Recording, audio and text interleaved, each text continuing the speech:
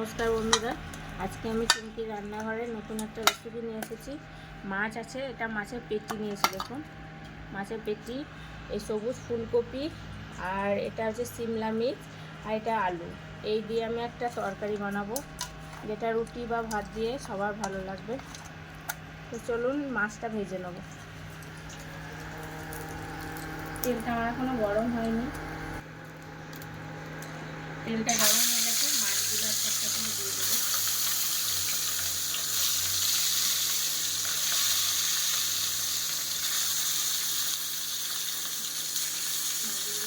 একসাথেই দিয়ে দেবো, ভাজা হয়ে যাবে।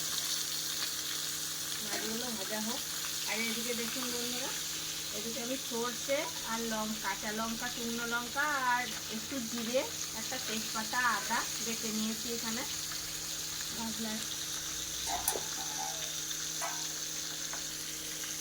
এই ফুলকপিগুলো ভেজে নেবো সব তেলে। ফুলকপি, তারপরে সিমলা মির্চ, তারপরে আলু সব ভেজে নেবো তেলে।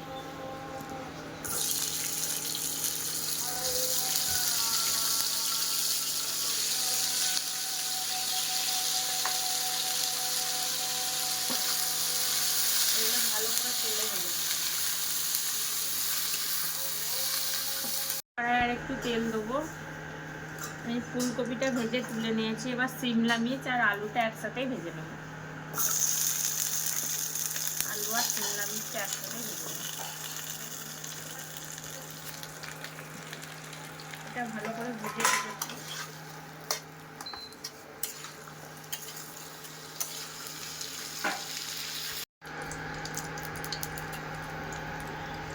তেজপাতা, শুকনো লঙ্কা পাঁচ ফোড়ন দিয়ে দিই।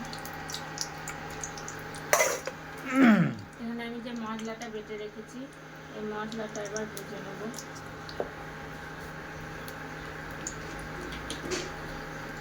একটু হলুদ গুঁড়ো দিয়ে দেবো, তাহলে তেলটা শেখাবে না। এই মশলাটা এবার দিয়ে দেবো। মশলাটা আমি মিক্সিতে রেখেছি, আপনারা যদি শিলে বাটতে চান তাহলে করতে পারেন।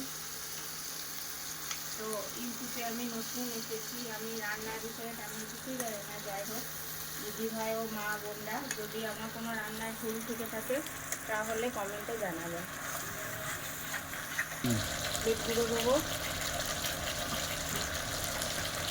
আর একটু লঙ্কা গুঁড়ো দেবো ঝাল হওয়ার জন্য,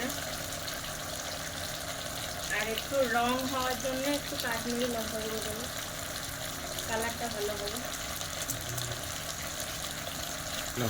তেলটা ছেড়ে দিয়েছি, এবার আমি সবজিগুলো সব দিয়ে দেবো। মাছটা কিন্তু এখন দেবো না, মাছটা নামানোর আগে দেবো।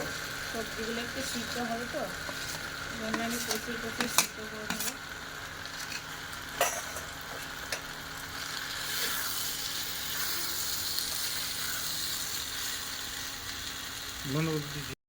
এবার আমি একটু জল দেবো সিদ্ধ হওয়ার মতো। কষিয়ে নিয়েছি, আর লবণটা আমি কষানোর সময় দিয়েছি, আপনারা লবণটা মনে করে দেবেন রান্না করলে।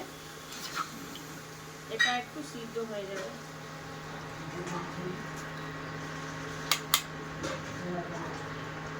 মাছটা আমি এখন দেবো, এখন একটু সিদ্ধ হবে, তারপর মাছটা দেবো। ঝোলটা মরে এসেছে, এবার আমি মাছগুলো দিয়ে দেবো। মাছের পেটিগুলো দেখুন, একটা একটা করে দিয়ে দেবো। মাছের পেটিগুলো আমি হালকা করে ভেজেছি, বেশি ভাজলে ভালো লাগবে না।